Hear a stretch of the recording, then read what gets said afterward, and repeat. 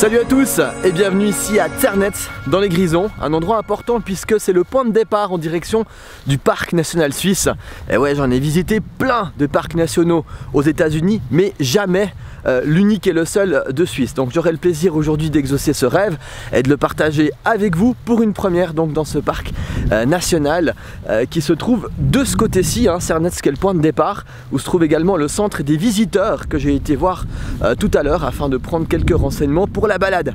Allez, on va monter d'ici quelques minutes en carte postale et on va se retrouver là-haut. A tout de suite.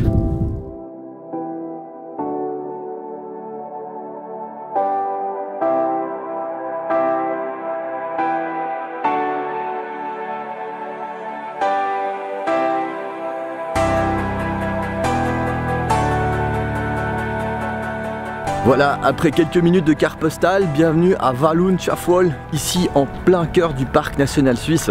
Dans ce paysage extraordinaire, on est parti pour une randonnée de quelques heures.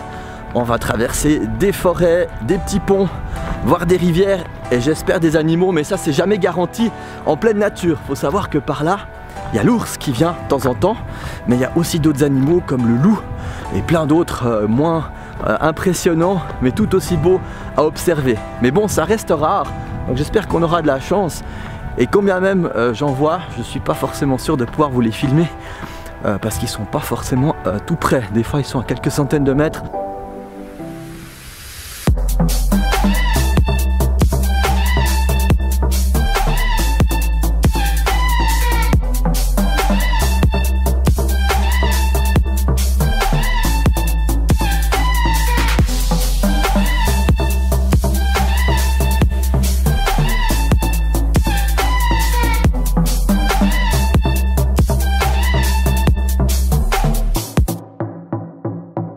Voilà, on est arrivé au fond de cette vallée et ici c'est la Speul qui coule en contrebas. Le but du parc national, c'est de limiter au maximum, voire de supprimer toute intervention de l'homme dans la nature. Ce qui explique que l'on trouve pas mal d'arbres qui sont à terre et qui n'ont pas du tout été touchés. Parce qu'ici, quand un arbre tombe, eh bien, on laisse faire la nature sur plusieurs dizaines d'années pour s'en occuper.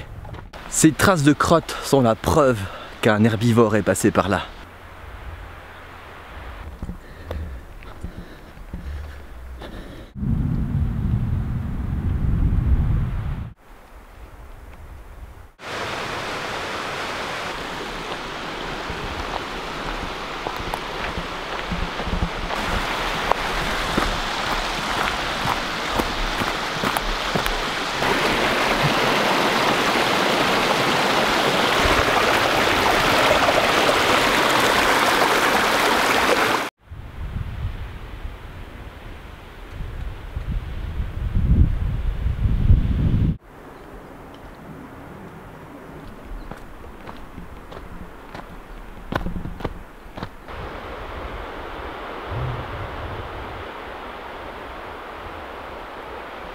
En 1h30 de randonnée, pour l'instant, j'ai croisé qu'un seul couple de randonneurs. Hormis le bruit lointain des motos qui se trouvent sur une route de col de l'autre côté de la vallée et quelques avions de ligne qui passent au-dessus, on entend simplement le vent qui souffle dans les arbres et la rivière en contrebas.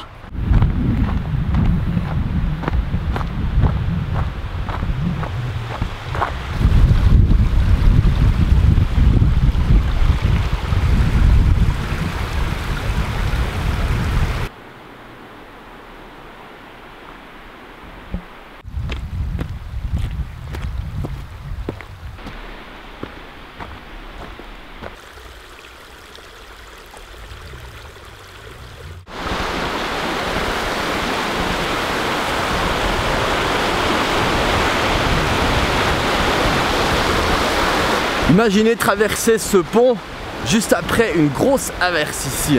Ça doit être impressionnant, d'autant plus qu'on ne perçoit aucun village, serait-ce à vue ou à moins de 3 ou 4 heures à pied depuis ici. Alors je peux vous dire, en cas d'intempérie, j'aimerais pas me trouver là. Et cette randonnée, elle offre son lot de surprises. Tout d'un coup on se retrouve sur une espèce de clairière comme à présent, ou bien sur un petit pont enjambant une rivière, ou encore tout d'un coup un point de vue sorti de nulle part, juste en quittant une forêt.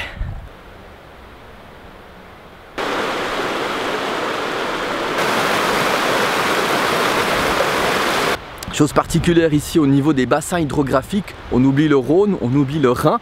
Ici ça part en direction du Danube. Et oui, puisque le petit ruisseau qui coule derrière, il va dans l'Aspöl va dans l'Inn, qui traverse Innsbruck, qui va ensuite dans le Danube, et ça finit dans la mer Noire.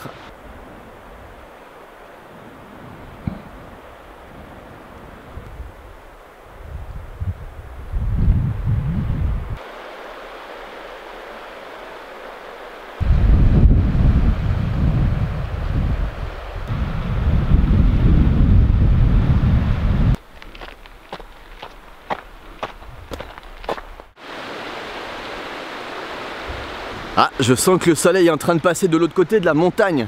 Allez, on traverse encore une dernière fois la Spöl et on va remonter en direction de la route pour boucler cette randonnée.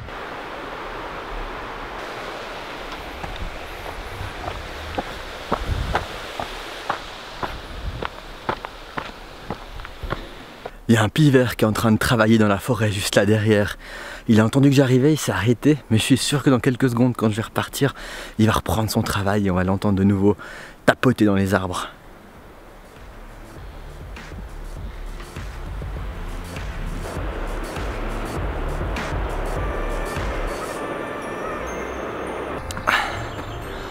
Je peux vous dire que ça monte dur là. On était tout au fond dans la vallée avec la Spöl. Et là je la vois très très loin en bas. Je pense qu'on a bien monté de 200 ou 300 mètres là. En peu de temps en plus.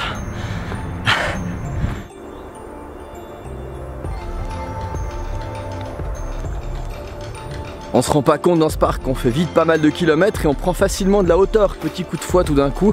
C'est important de bien se couvrir, surtout quand on a transpiré. Et je vois que on approche de la route. On va bientôt aller prendre le Karpestal et le chemin du retour.